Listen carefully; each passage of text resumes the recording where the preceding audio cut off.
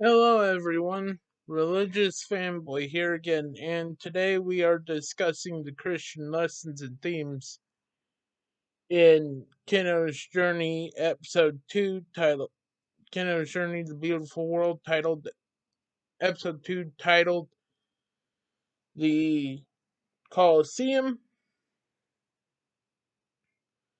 I am pulling up the notes right now. The passage for tonight, for this video,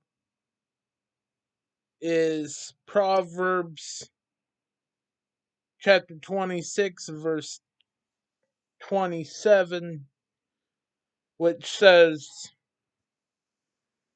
out of the English Standard Version, whoever digs a pit will fall into it, and a stone will come back on him who starts its rolling. And now it is to give some context for the passage.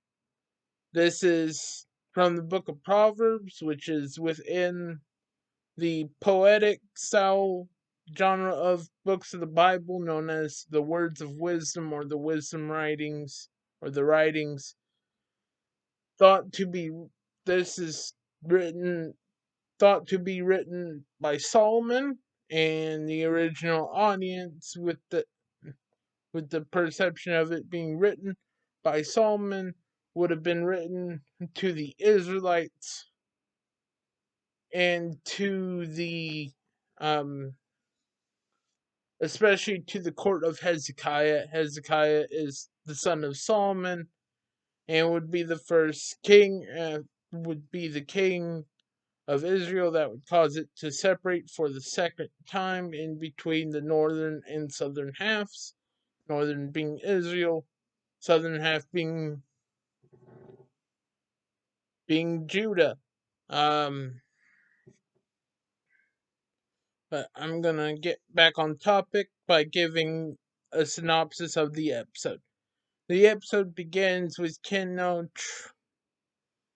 traveling to a country that she had heard was beautiful, but it was revealed to her that in order to earn citizenship, she would have to win a tournament that consisted of death matches. This culminates in a match between Kino and the banished prince Shizu that ends with the killing of the wicked king of that country. The episode ends with the conversation between Kino and Shizu, excuse me, where he revealed what his motivation and plan was, and the reason why he did not feel that he would be fit to be the new king.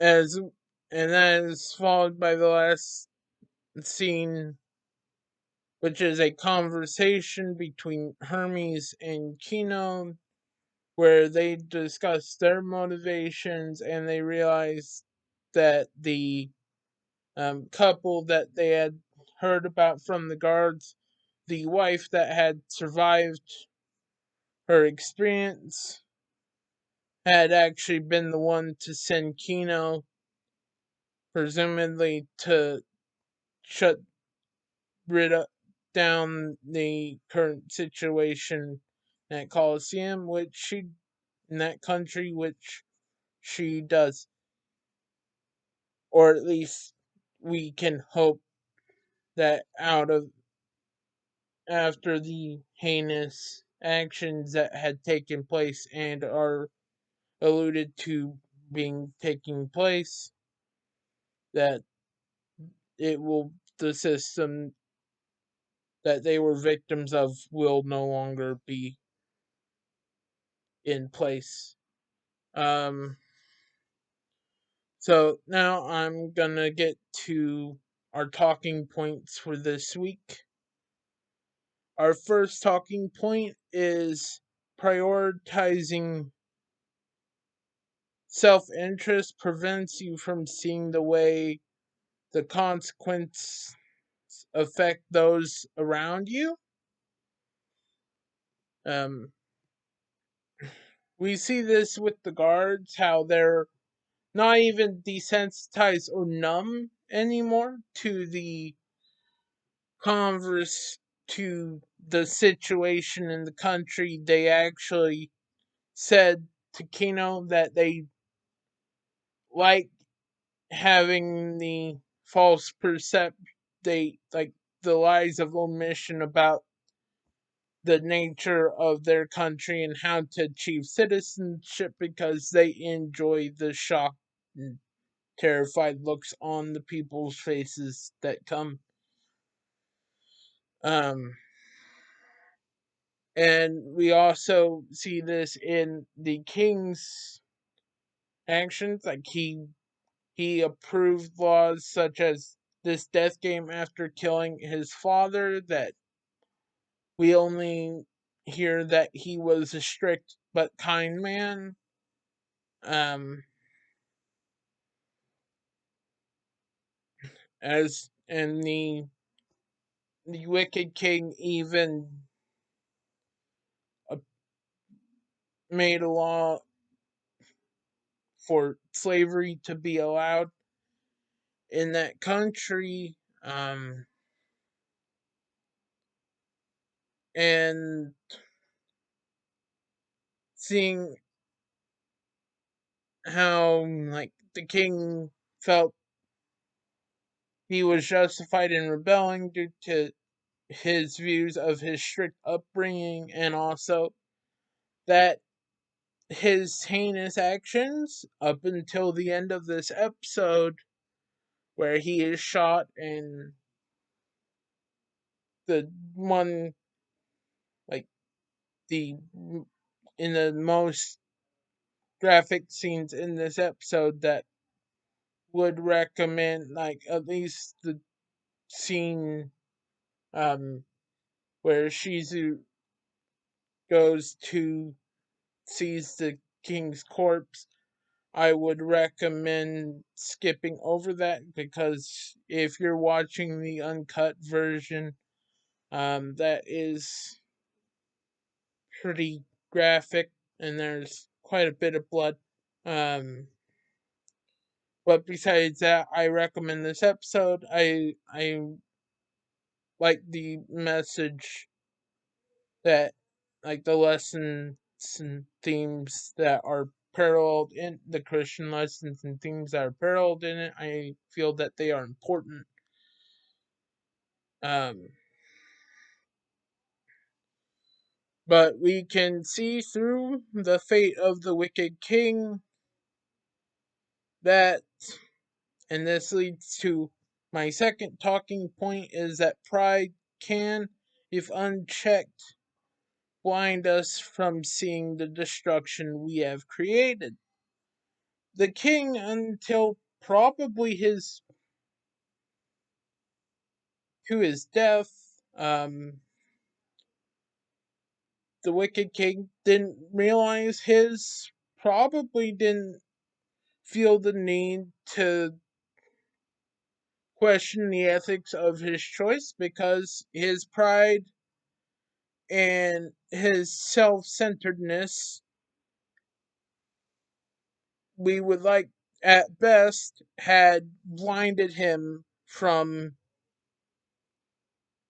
the horrendous actions that were taking place due to the laws that he had created in the midst of his rebellion.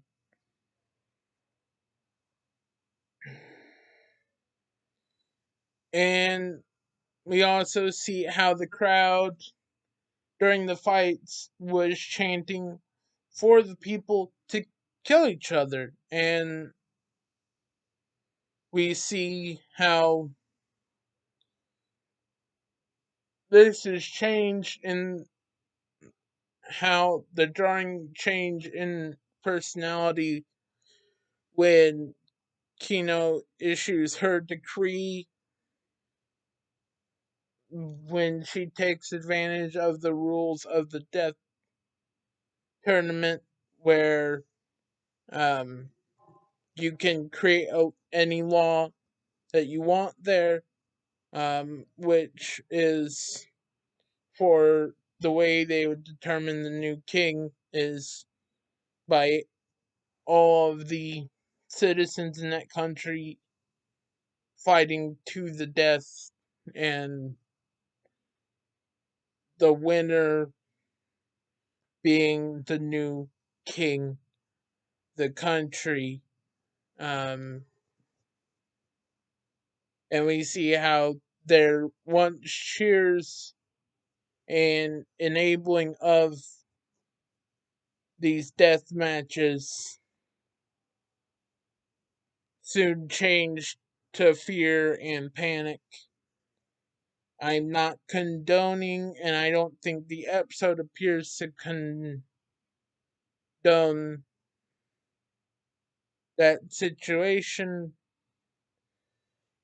but it does seem to imply that that's what seemed to be needed, or at least one of the ways, like the easy way of destroying the current circumstances in that country, which we could infer was Kino's intentions.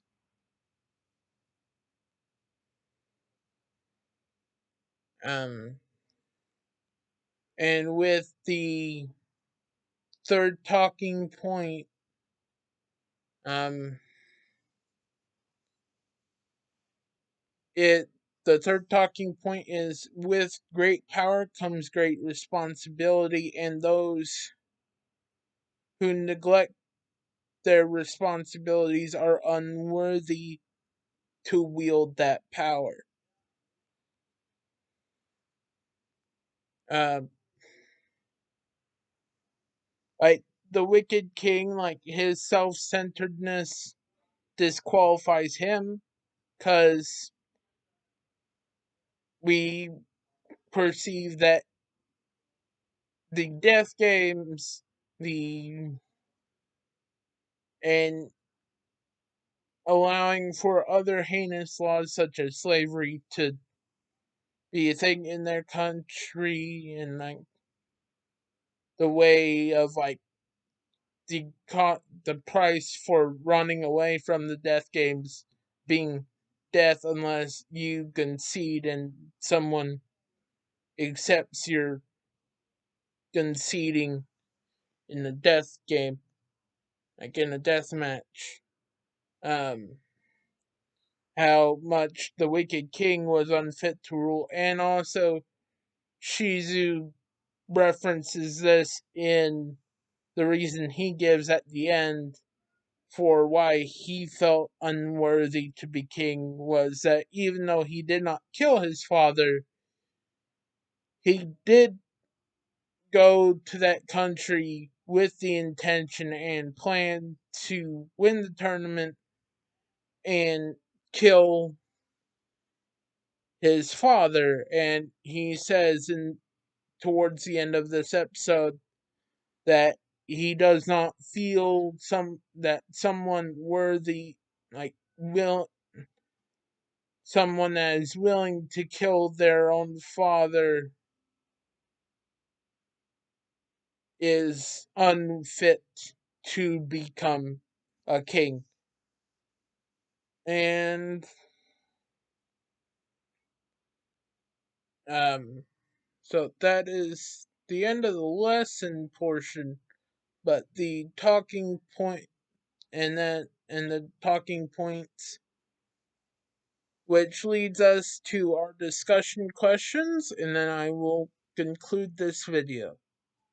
Um, the first discussion question are, what are your what are your the first discussion question are, what are your responses to strict authority figures?